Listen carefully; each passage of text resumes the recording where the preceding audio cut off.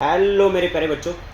बहुत लोगों ने मुझे मैसेज करके ये बोला कि सर हमको ये बताओ कि हमारा सीएमए फाउंडेशन का दिसंबर में एग्ज़ाम है, हमको अकाउंट किस तरीके से पढ़ना चाहिए ये हमको बताओ। तो मेरे प्यारे रसगुल्लो, मेरे गुंडो, अकाउंट्स अगर आपको पढ़ना है तो आपको पता है कि अकाउंट्स में थियोरेटिकल एमसीक्यू जास्ती आते हैं। तो आपको अगर कोई भी चैप्टर अच्छे से रिवाइज़ करना है तो एक चीज़ अच्छे से करो कि मैंने जो चार्ट आपको बना के दिए हुए हैं, जो इम्पोर्टेंट कंसेप्ट्स आपको लिखवा के दिए हुए हैं, जो नोट्स मैंने प्रोवाइड किए हुए हैं, वो नोट्स में से पूरी कंसेप्ट एक बार अच्छे से पढ़ो। जैसे कि आप चैप्टर नंबर 1 है तो उसमें जो अकाउंटिंग के कंसेप्ट्स है, देन अकाउंटिंग के अलावा अकाउंटिंग के फंक्शंस है वो पढ़ो एंड उसके मज़ेदार धुआंधार जितने एमसीक्यू आप सॉल्व कर सकते हो उतने करो।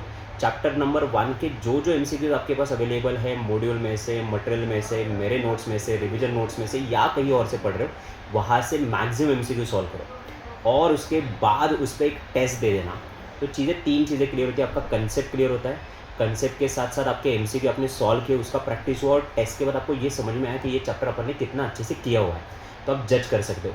ऐसे करके आपको दूसरा चैप्टर करना है सब्सिडरी बुक, ऐसे करके आपको तीसरा चैप्टर करना है बैंक रिकन्सिलिएशन। तो पढ़ने का सही तरीका यही है कि आपको सबसे पहले कंसेप्ट क्लियर करने और एमसीक्यू सॉल्व करने और टेस्ट देने, तो आपके दिमाग से वो चीज़ें क्लियर हो जाएगी और इस स्ट्रेटजी को फॉलो करके आप अकाउंट्स में से 100 में से 100 ला सकते हो। अगर आपको अकाउंट्स में से 100 में से 100 लाने, आ जाओ यूट्यूब पे, मैं आपको और बेहतर तरीके बताऊँगा। ओके, पढ़ो, आगे बढ़ते रहो।